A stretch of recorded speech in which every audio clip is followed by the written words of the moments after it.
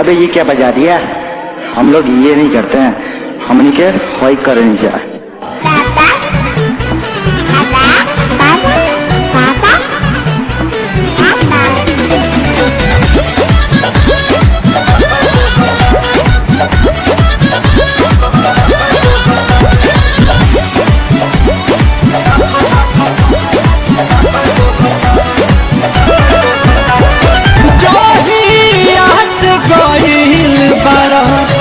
गोदी में खिला के जोहिया से गइल बारा गोदी में खिला के लइका तोहर के पापा कहता हमरा सैया जी के चाचा कहता कि लइका तोहर के पापा कहता हमरा सैया जी के चाचा कहता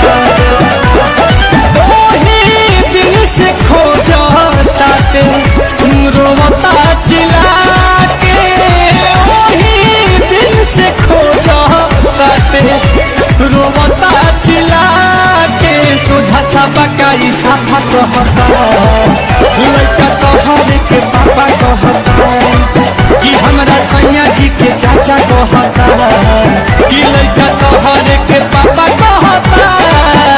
1 मिनट, फगुआ के दिन चलता आ होली के गाना ना बाजो, ऐसा हो सकता? बजाओ रे। क्या जवानी हाजीजू। अरे गुरुजी, ये गाने का मास्टर तो मैं हूँ।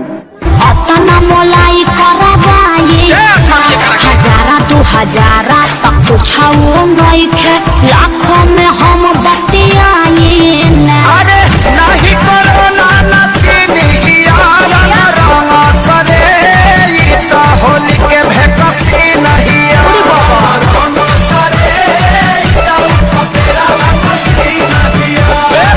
दोसर दुआरा जाके देखी ओनिया रंग फेंकी छिट्टा माल ना भेटाई।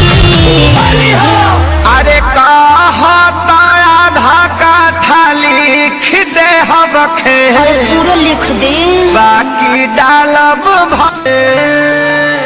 अरे खेत बेचवा बनबो का ब्यास तो तहार का जाता 2 रुपया हो 2 रुपया